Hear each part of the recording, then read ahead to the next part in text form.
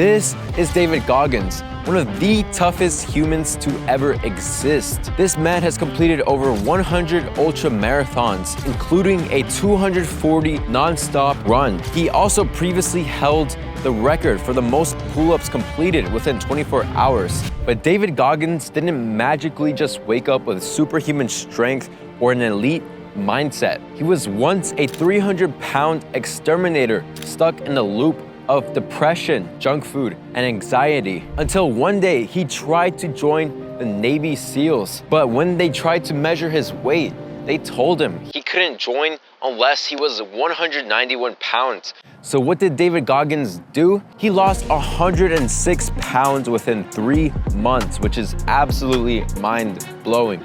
So the question is, can I, a 19-year-old gym bro who quit cross-country in middle school, survive one day of David Goggins' intense routine? Will I collapse halfway through and suffer the ultimate punishment, which is the one chip challenge? But enough yapping, let's find out. Every day, David Goggins would get up early at 4:30 a.m. in the morning. So I had to do the same and prepare for the intense day ahead. Alexa, stop.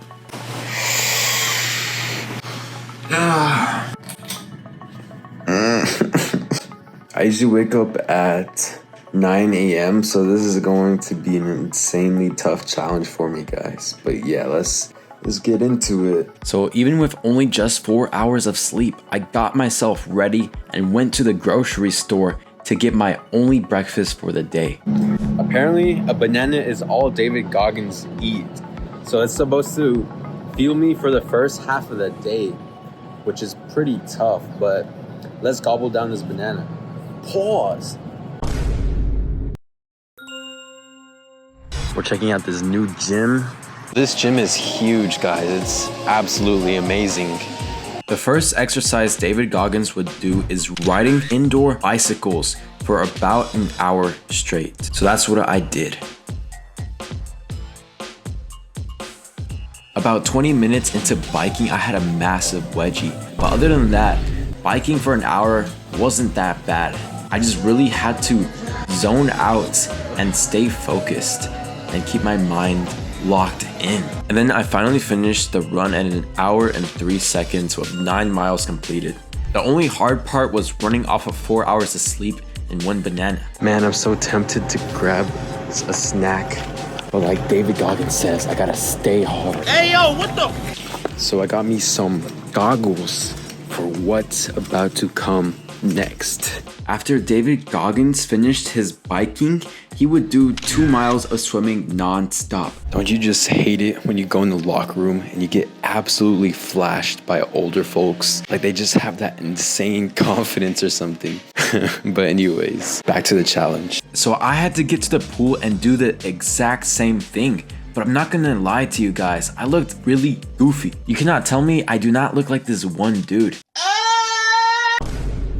But I couldn't make any excuses. I got my Apple Watch ready that I literally just bought yesterday to track my distance, and I got into the pool and started going ham. I know I used to be a lifeguard and everything, but I have never swam this many laps in my life. And I won't lie, swimming a long distance is a tough mental battle, especially since you have negative thoughts and you just think to yourself, what if you just pass out since you only had a banana? But the pool wasn't deep and there's people around me, so I just focused on calming myself down and just focusing on 1 lap at a time. And eventually everything was going well. I successfully completed 1 mile, but then this happened. These 2 people walked in. They told me I can't record in the pool, but it's all good. I got enough footage and I'll just track miles on my Apple Watch to let you guys know I'm done. But I'm famished, I'm done, I'm hungry. This goggles is hurting my eyes. But let's get to it anyways. But apparently that wasn't going to work either. We're about almost halfway there. We're at 1.5K yards at 45 minutes, but there's a class going on. So I got kicked out of the pool. I had no idea. This is kind of a pain.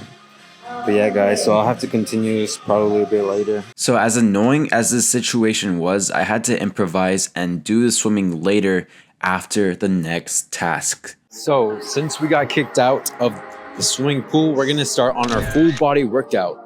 David Goggins likes to do a full body workout using the combination of weightlifting and calisthenics. Who's gonna carry the boats and the logs? That's you, buddy. So that's exactly what we're going to do. Low key, that lighting is actually pretty cool. But let's get started on the push-ups. So with no energy left in the tank, I went to work. Let's go. Who's gonna carry the boats and the logs? It took me about 3 sets, but I finally finished my push-ups.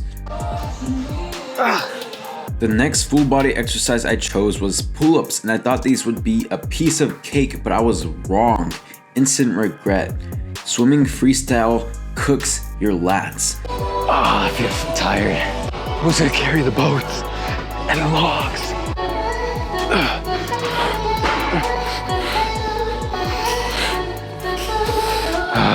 On the last set, I wanted to check out my back pump since my lats were absolutely fried.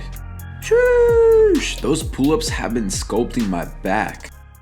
Don't ask me why I did weighted barbell squats. I could have just done 100 squats, called it a day, but no, my stubborn ego self decided to do 135 pounds barbell squats for 100 reps. Instant regret. I don't know why, guys, but my arms feel tingly. Maybe I just need some more food or something. So after a horrendous 40 minutes, I finally finished my full body workout. We're gonna go ahead and get changed back up and get back into the pool to finish our laps. It's gonna take a while. Even though I was absolutely famished, I did not want to swim since I was cooked, fatigued, tired. I had to get back to the pool and finish my laps because I did not want to fail and take the 1-chip challenge.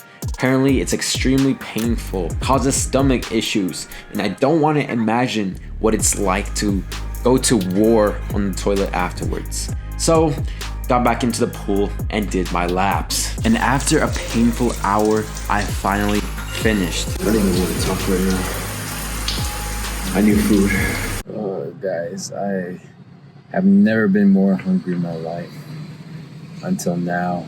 Eat food. After the swim, I was completely exhausted, like eyes barely open, almost falling asleep at the wheel, exhausted. Quick reminder, never drive in that condition. Seriously, always make sure that you're well rested before getting behind the wheel. But luckily, I made it to Chipotle, one of my all-time favorite spots. I treated myself to a burrito and tagged along with my girlfriend. It was honestly a great reward after the grind so far. And I really needed this energy boost because what was about to come next was the hardest part of the challenge. Every single day, David Goggins runs 12 miles, which is 20 kilometers.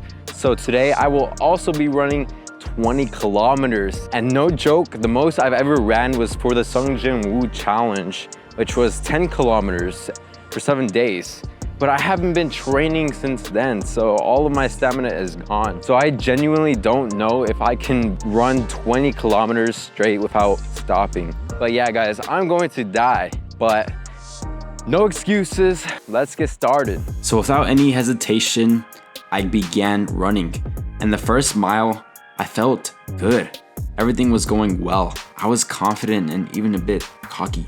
But by mile 3, I quickly got humbled. Literally everything started breaking down. My legs were already giving out. My calves were on fire. My traps hurt from swinging my arms. And things weren't looking good. But that's when I remembered the Badwater 135 race. Literally, David Goggins ran 135 miles through Death Valley. Even with fractured feet, even with feces running down his legs, he didn't stop. If he could complete the race with immense pain, I could not afford to give up this early and eat the 1-chip challenge. Grabbing a contraband. So I'm gonna grab my headphones and try to run the rest of the distance. By mile 6, I seriously thought about quitting. My throat burned, my head was pounding, I was drenched in sweat, and I had no idea if I'd make it any further. My mind kept whispering to me, just quit, you've done enough. Eat the chip, it's less painful than this, and you're done. That's when it hit me. I remember that younger version of me who quit cross country in middle school. I trained hard, but when I didn't perform well in the race, well, I kind of gave up and stopped doing cross country. I even did the same with soccer and with basketball. I chose comfort every single time. If I quit again, I'd just be that same guy. The same version of Lucas, who always ran away from adversity and pain and quit when things got hard. And in that moment, I got pissed off. Who's gonna carry the boats and the logs? Something sparked inside of me, a new sense of motivation, a new sense of purpose. It didn't come from hype from the challenge. It came from pain, from the realization that I'm done being the person who gives up when it's hard. Suddenly, I wasn't just running to finish a challenge. I was running to prove to myself that I've changed. And just like that, I progressed even further. Final mile. And then I was on my final mile. My calves were cooked. My legs were in shambles. Every step I took felt like fire. My head was pounding, my throat was raw, etc. Every fiber of my body was begging me to stop, but I just kept moving. One step, then another, and then I finished. 12 miles in 3 hours and 4 minutes. And I'll be honest, I did get a little emotional because this wasn't just some challenge for content. This wasn't just a race. This was me versus me. And finishing this 12 miles proved to myself that I'm not a quitter that I used to be. I am tough. I am resilient. And no matter how much pain that I face, I will keep showing up. And that's what this whole thing is about. If you're ever doubting yourself, push past the excuses, push out the pain, and use it to become who you're meant to be. If you made it this far, thank you so much for watching the video. The good news is that I don't have to eat the 1 chip challenge, so let's go. If you guys are currently in a situation where you're not happy with your mindset, your physique, and your overall health, then make sure to book a call with me. I do online coaching and all of my clients are seeing results. I'm helping people from age ranges from 20 to 50 years old. The link will be in the description. Thanks for watching and peace.